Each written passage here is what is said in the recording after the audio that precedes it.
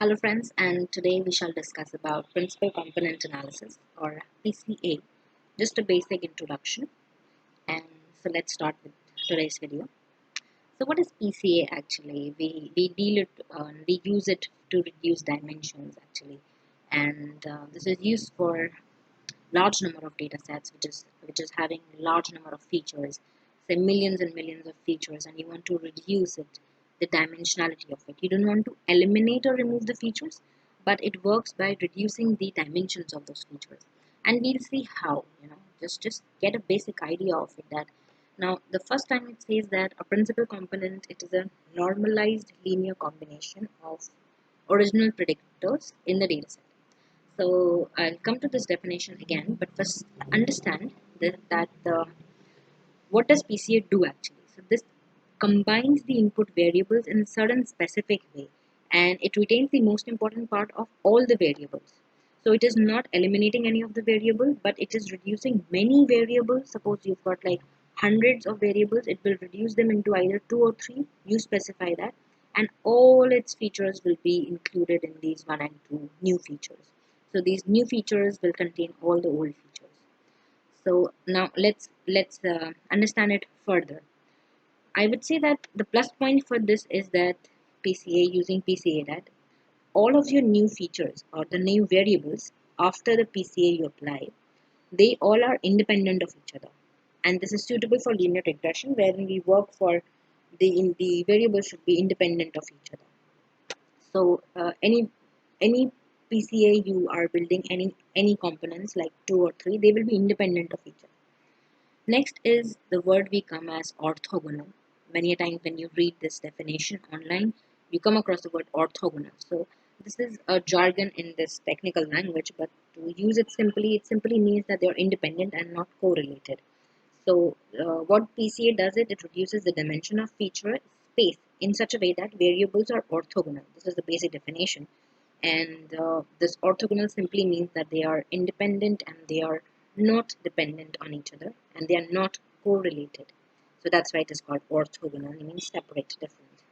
Now, another question which just logically follows that what happens if your data is correlated, and how will it impact my fitting it into a model and prediction ability? So we come to this correlation, and what happens is that if your correlation we say either it is positive or negative. So if your data is in your data set, you have certain features and they are strongly correlated, that means they are positive in correlation. That means that they're moving in the same direction and they will determine each other. That means if one variable will change, the other will also change. For example, if I've got price and I have got rooms available, so like if there are 5 rooms, the price will be more. 7 rooms, the price will be more. So they are positively correlated and they will move in the same direction. Number of rooms increases, the price also increases. So one variable is determining the another variable. This is correlation. And now how it impacts the predictability of the model is that the model will give more weightage to these highly dependent variables instead of giving weightage to other features. Okay.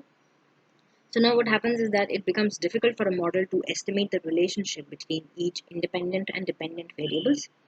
And so what happens is because these independent variables, they change together, that's why it is very difficult for a model to make a generalized prediction.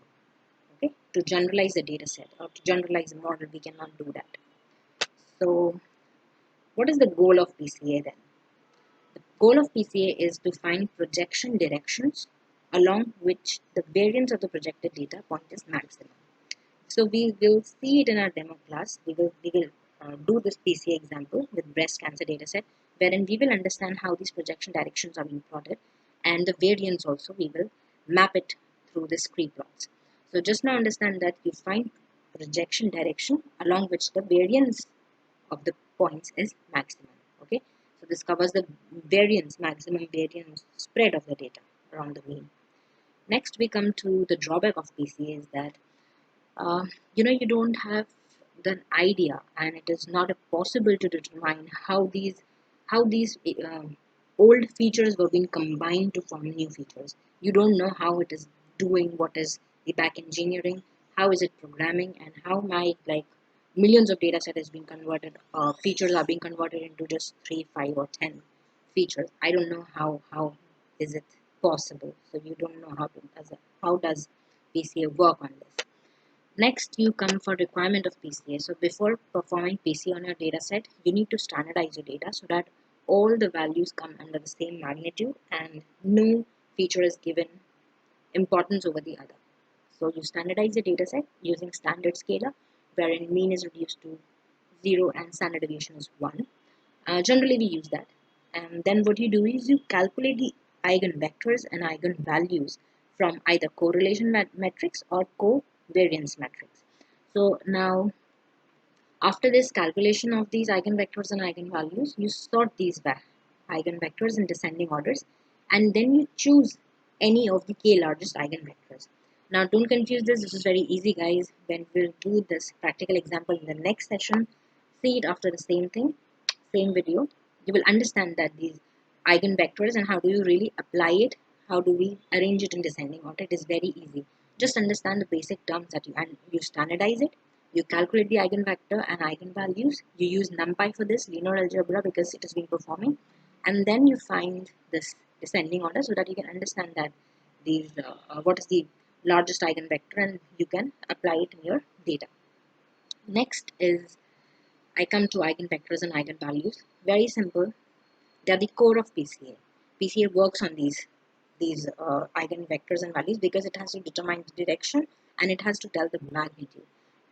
So these eigenvectors determine the direction of the new feature space, which direction, and vectors are there to determine the direction. So that is what eigenvector does.